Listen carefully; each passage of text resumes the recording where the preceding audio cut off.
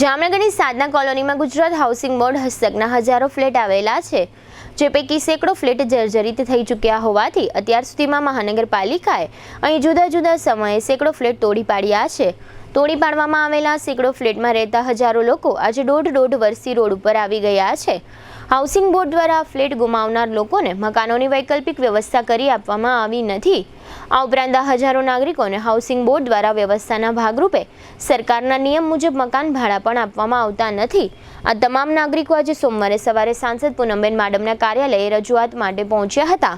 આ નાગરિકોના એસોસિએશન વતી ઉપપ્રમુખ અનિલભાઈ દવેએ જણાવ્યું હતું કે અમે છેલ્લા 1.5 વર્ષથી કોર્પોરેશનથી માંડીને મુખ્યમંત્રી સુધી રજૂઆતો કરી ચૂક્યા છીએ.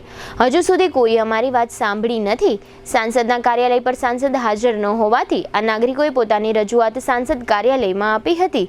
આ સમગ્ર વિષય અંગે અનિલભાઈ દવેએ આપેલી વિગતો પ્રસ્તુત છે. જામનગરમાં છેલ્લા 10 વર્ષથી રિયલ એસ્ટેટમાં પ્રખ્યાત નામ ભવ્ય બિલ્ડકોન લાવી રહ્યા છે જામનગરમાં ખૂબ ઝડપથી વધી રહેલા વિસ્તાર એટલે લાલવાડી, જેમાં લાવી રહ્યા છે માત્ર 1 મિનિટના અંતરે તમારા માટે એક પરફેક્ટ લોકેશન પર 3 અને 4 BHK લક્ઝુરિયસ પ્રીમિયમ ફ્લેટ અને કોમર્શિયલ શોપ્સ એટલે ઓર્ચિડ ગ્રાન્ડ, એ પણ 80% લોનની સુવિધા સાથે. તો ચાલો વાત કરીએ ઓર્ચિડ ગ્રાન્ડના વિશેષતાઓ અને સુવિધાઓની.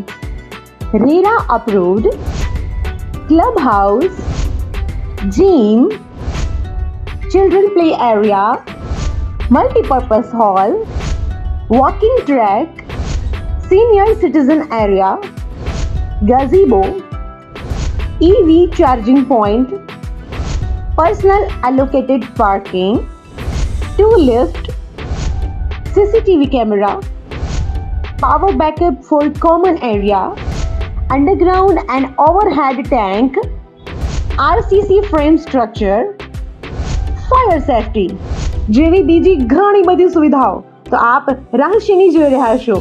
અત્યારે જ સ્ક્રીન પર આપેલા નંબર પર કોલ કરો કે પછી સાઇટ મુલાકાત લો. અમારું એડ્રેસ છે Orchid Grand near income tax office beside Trimandir, Lalwadi main road, Jamnagar.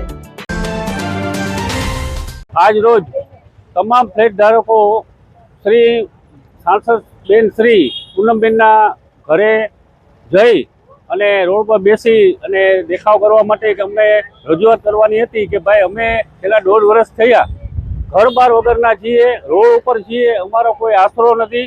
અમારા તમામ મકાનો છીનવી લેવામાં આવ્યા છે, ડિમોલેશન કરી નાખવામાં આવ્યા છે, પાડી નાખવામાં આવ્યા છે. 1.5 વર્ષથી આ કોર્પોરેટરથી મુખ્યમંત્રી સુધીની બધાની રજૂઆત કરેલી છે, છતાં આજ દિવસ સુધી કોઈ કંઈ પણ સાંભળતા નથી. અને કોઈ પણ પ્રતિનિધિ, સરકારના પ્રતિનિધિ અમને કોઈ પણ જાતના જવાબ આપતા નથી. એના માટે આજે યોગ્ય રજૂઆત કરવા માટે અમે આવેલા હતા. ત્યાંથી અમને પૂનમબેનના ઓફિસે બોલાવવામાં આવ્યા હતા અને બેનના મળેલા નથી. બેન બહારગામ ગયા હોવાથી તેમના PA રાજભાઈ સાથે વાત કરેલી.